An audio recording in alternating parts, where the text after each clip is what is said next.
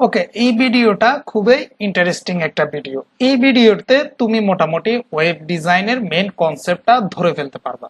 তো চলো দেখি আমরা কিভাবে কনসেপ্টটা ধরি।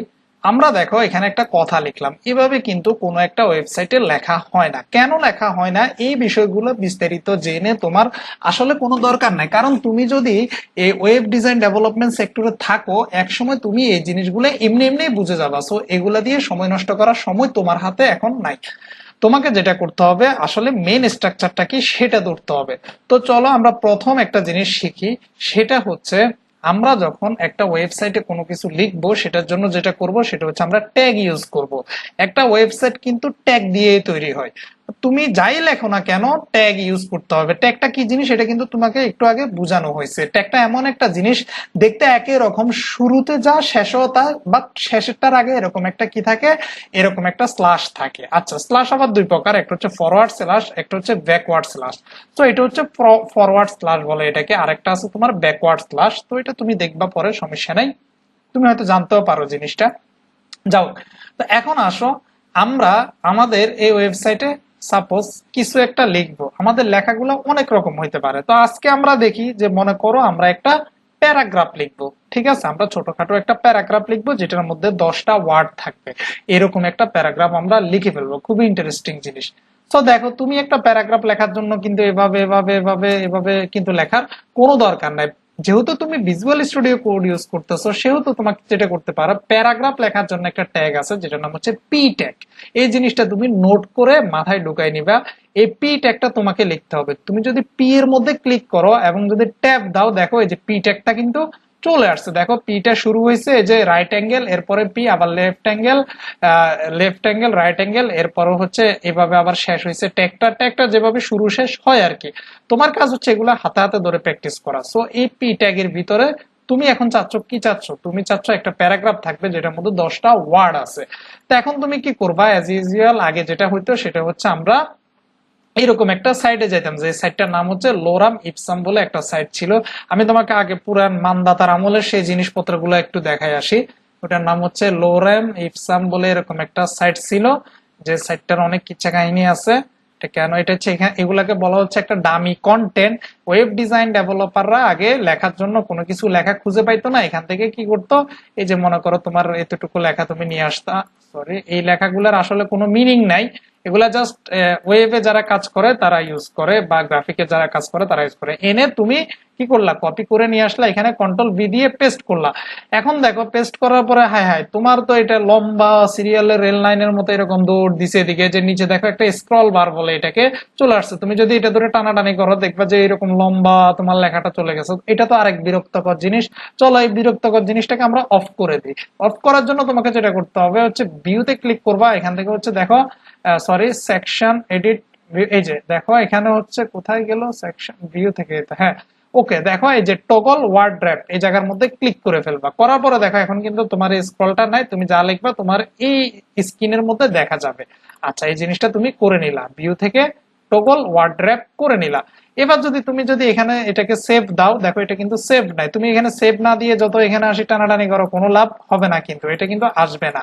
তো তোমাকে যেটা করতে হবে এখানে একটা সেভ দিতে হবে। সো কন্ট্রোল এস দিয়ে সেভ দিতে হয়, এটা তো তুমি জানো। তো তুমি এসে এখানে একটা সেভ দিয়ে দাও। দেখো তুমি যে জিনিসটা লিখছো এটা কিন্তু এখানে চলে আসছে। এটা কিন্তু পুরান আমলে আমরা এভাবে লিখতাম, বাট এখন আর আমি এটা ডিলিট করে দিই, এখন এভাবে লেখে না। এখন তুমি এরকম লোরাম ইপসামের হাজার হাজার ওয়ার্ড কিন্তু তোমার এই মানে তোমার এই এডিটরের ভিতরে আছে, যেহেতু তুমি এখন বাসকোড ইউজ করো। সো তুমি এই সুবিধাটা নিতে পারো। তুমি যেটা করবা লিখবা হচ্ছে লোরাম, যতবার তোমার এরকম প্যারাগ্রাফ লাগবে লিখবা হচ্ছে এলো আর লোরেম। এই কথাটা লিখে মনে করো তোমার 5টা ওয়ার্ড দরকার, তারপরে তুমি একটা 5 দিবা। দিয়ে দেখো আমি কি লিখছি, তুমি ভালো করে তাকায় দেখে থাকো কতক্ষণ। লোরেম 5 দেখছো তো না, লোরেম 5 লিখে তুমি এবার একটা ট্যাব দাও, তাহলে দেখো তোমাকে কিন্তু 1 2 3 4 5টা ওয়ার্ড দিয়ে দিছে কিন্তু অটোমেটিক। দেখো ম্যাজিক না। এরপরে যদি তোমার আবার মন চায় লেখো লোরেম, ছোট হাতে লিখবা লোরেম, আর এম লোরেম লিখে তোমার যদি মনে করো 50টা ওয়ার্ড লাগে, তো তুমি 50টা ওয়ার্ড লেখো, একটা ট্যাব দাও, দেখো তোমাকে কিন্তু এই যে 50টা ওয়ার্ড লোরেম দিয়ে দিছে। এভাবে যত ওয়ার্ড লাগে তুমি কিন্তু নিতে পারবা। তো একই জিনিস তুমি একটা সেভ দিয়ে দাও, এখান থেকে সেভ দিয়ে তুমি হচ্ছে এখানে গিয়ে একটা রিলোড দিয়ে দাও, দেখো এই যে তোমার কিন্তু প্যারাগ্রাফ চলে আসছে। তুমি যদি এই আবার যদি মনে করো আরেকটা প্যারাগ্রাফ লিখতে চাও, সো তুমি আবার কি করবা, পি নিবা, ট্যাব দিবা, এরপরে তুমি লোরেম, এরপরে মনে করো তোমার এখানে 200 ওয়ার্ড লাগবে, সো তুমি লোরেমের পরে 200 লিখে একটা ট্যাব দাও, দেখো এই যে 200টা ওয়ার্ড কিন্তু তোমাকে দিয়ে দিছে। তোমাকে যেটা করতে হবে, এটা কিন্তু সেভ করতে হবে। সেভ না করলে দেখো এখানে কিন্তু একটা গোল চাক্কার মতো থাকে, সেভ দিয়ে দাও, এটা চলে গেছে। এবার যদি তুমি এখানে আসো, এখানে এসে যদি রিলোড দাও, দেখবা যে যে জিনিসটা তোমাকে দেখাচ্ছে। তার মানে তুমি কিন্তু একটা ওয়েবসাইটে কিন্তু একটা মোটামুটি, আমরা আগের জিনিসগুলো এগুলো কেটে দিয়ে তুমি কিন্তু ওয়েবসাইটে কি করলা, তুমি কিন্তু প্যারাগ্রাফ বলে যে জিনিসটা কিভাবে লেখে, এই লেখা জিনিসটা ওয়েবসাইটের হচ্ছে, তুমি বলতে পারো এটা হচ্ছে একটা প্রিন্সিপাল। একটা ওয়েবসাইটে কিছু প্রিন্সিপাল থাকে, যেমন হচ্ছে তোমার হচ্ছে লেখা, তারপর হচ্ছে এটাকে টেক্সট বলতে পারো তুমি, তারপর হচ্ছে যেমন কালার, তারপরে তোমার হচ্ছে ইমেজ, তারপরে হচ্ছে তোমার এটাকে অডিও ভিডিও থাকতে পারে। এই জিনিসগুলো হচ্ছে একটা ওয়েবসাইটের মোস্ট অফ দা প্রিন্সিপাল, এগুলা কিন্তু লাগে একটা ওয়েবসাইটে। এর বাইরে কোনো কিছু নাই ওয়েবসাইটে। আসলে কি থাকে, টেক্সট থাকে, ইমেজ থাকে, অনেক রকমের টেক্সট থাকতে পারে, ছোট বড় মাঝারি বাট্টি, তোমার মতো আমার মতো। তারপরে মনে করো যে তোমার এটাকে কি বলে, লাল নীল হলুদ, অনেক রকমের লেখা থাকতে পারে। বাট এটা যদি তুমি চিন্তা করো, এগুলা সবগুলা কি লেখা। আচ্ছা, ইমেজ অনেক রকমের থাকতে পারে, বিভিন্ন রকমের ইমেজ থাকতে পারে, তোমার ইমেজ, আমার ইমেজ, কারিনার ইমেজ, ক্যাটরিনার ইমেজ, অনেক ইমেজ থাকতে পারে। বাট সবগুলা মিলে কিন্তু ইমেজ। কালার অনেক রকম থাকতে পারে, লাল নীল হলুদ, কিন্তু সব মিলে এটাকে আমরা কি বলবো, কালার বলবো। অডিও ভিডিও অনেক থাকতে পারে, বাট সব মিলে হচ্ছে এগুলা আমরা অডিও ভিডিও বলি এক কথায়। সো এগুলো হচ্ছে একটা ওয়েবসাইটের প্রিন্সিপাল। এর বাইরে কিন্তু কোনো কিছু নাই। তোমার কাজ হচ্ছে এই জিনিসগুলাকে একটু ওয়েল অর্গানাইজ করে সাজায় দেওয়া, এটাই জাস্ট সিম্পল। ওয়েবসাইট বানানো এত কঠিন কোনো কিছু না। এই জিনিসগুলো, এই যে ইমেজ, এই যে কালার, এই যে টেক্সট তোমার, তারপর হচ্ছে অডিও ভিডিও, এই জিনিসগুলোকে তুমি কিভাবে সুন্দর করে সাজায় রাখবা, এই সাজাবা, এই জিনিসটাই হচ্ছে মূলত তোমার একটা ওয়েবসাইটের কাজ। ওকে, তোমার কাজে হচ্ছে এই জিনিসটা শেখা কিভাবে সাজাইতে হয়। তো তোমার এখানে তো খুব কঠিন কিছু না। তো এবার আসো, আমরা যদি এই প্যারাগ্রাফটাকে ডিলিট করে দিতে চাই, তাহলে কি করতে হবে, যে সিলেক্ট করে নাও তুমি এটাকে, এটা তো অনেক বড় একটা প্যারাগ্রাফ, আমরা 2টা প্যারাগ্রাফে ডিলিট করে দিলাম। ওকে, আচ্ছা, দেওয়ার পরে দেখো এবার একটা জিনিস খেয়াল করো, আমাদের এই ওয়েবসাইটে দেখো আমরা যখন এখানে আসছি, এই বেটা দেখাচ্ছে সি, এই যে এখানে তাকাও তুমি, হচ্ছে এই যে এই জায়গাটার মধ্যে একটু তাকাও, আমার মাউস যেখানে বলতেছে সি ইউজার টেকনোলজি ডেস্কটপ, এটা কি, এই জিনিসটাকে, এই যে তোমার এই জিনিসটাকে ওয়েবসাইটের ভাষায় বলা হচ্ছে, এটাকে বলা হচ্ছে টাইটেল বলে, মানে একটা ওয়েবসাইটের টাইটেল। এই জিনিসটা কিন্তু ওয়েবসাইটে খুবই গুরুত্বপূর্ণ, মানে তোমার ওয়েবসাইটটা আসলে কি রিলেটেড। হ্যাঁ, এটা যদি তোমার সার্ভার যদি না বুঝে, তাহলে কিন্তু তোমার ওয়েবসাইটটাকে একটু র্যাঙ্কিং দিতে সমস্যা হয়ে যাবে, বা এটা কিন্তু এসইও ফ্রেন্ডলি না। এসইও মানে হচ্ছে সার্চ ইঞ্জিন অপটিমাইজেশন ফ্রেন্ডলি না এই ওয়েবসাইটটা। তো তোমাকে কিন্তু এই জিনিসটা কিন্তু এনশিওর করতে হবে যে তোমার ওয়েবসাইটটা আসলে কি রিলেটেড। তার মানে তুমি টাইটেলের মধ্যে কি লিখবা, তোমার ওয়েবসাইটের টাইটেল বলে একটা জিনিস থাকবে, আর টাইটেলের মধ্যে তুমি কি লিখবা সেই জিনিসটা এখানে শো করবে। তো চলো, যেহেতু দেখো এটা ওয়েবসাইটের একদম মাথার উপরে একটা জায়গা, সো আমরা ওয়েবসাইটে বললে মাথা বলে একটা ট্যাগ নিছি, এই যে হেড ট্যাগ যেটাকে বলে, আমরা ওই জিনিসটা যেহেতু মাথার ভিতরে, তো আমরা মাথার ভিতরে আমরা একটা ট্যাগ লিখে ফেলি, যেটার নাম হচ্ছে টাইটেল।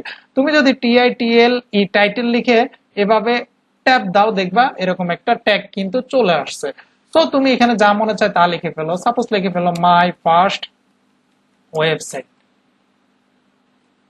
ওয়েবসাইট। ওকে, তুমি কন্ট্রোল এস দিয়ে সেভ দাও, দিয়ে এবার দেখো তোমার টাইটেলে কিন্তু কি জানি লেখা ছিল, এবার যদি তুমি রিলোড দাও, দেখো চলে আসছে মাই ফার্স্ট ওয়েবসাইট। তার মানে কি করলা, তুমি তোমার ওয়েবসাইটের টাইটেলটাও চেঞ্জ করতে পারলা। তো তুমি আজকে শিখলা যে কিভাবে একটা ওয়েবসাইটের টাইটেল দিতে হয়, এবং টাইটেল ট্যাগকে অবশ্যই হেডের মধ্যে ইউজ করতে হয়। তুমি যদি হেডের বাইরে ইউজ করো প্রবলেম নাই, বাট এটা হেডের মধ্যে ইউজ করাটা হচ্ছে রিকমেন্ডেড। আর তুমি শিখলা এখানে কিভাবে প্যারাগ্রাফ নিয়ে কিছু প্যারাগ্রাফ এগুলা লিখতে হয়, এই জিনিসটা তুমি শিখে গেলা। তো নেক্সট এর ভিডিওতে এই জিনিসটা তোমাকে ভালো করে প্র্যাকটিস করতে হবে, শুধু ভিডিও দেখলে হবে না, তোমাকে কিন্তু এগুলা নিজে নিজে অনেকবার প্র্যাকটিস করতে হবে, মাথার মধ্যে ঢুকাই নিতে হবে। তোমাকে যেটা করতে হবে সেটা হচ্ছে নোট করতে হবে, যে ও টাইটেলের জন্য কি লিখলাম, এটা লিখলাম। আচ্ছা, তো এই কষ্টটা তুমি করতে থাকো আগামী মোটামুটি কয়েক মাস, তারপরে ইনশাল্লাহ হয়তো তোমার ভালো কিছু হবে। তো ঠিক আছে, পরের ক্লাসে আমরা আরো ইন্টারেস্টিং বিষয় শিখবো। ওকে।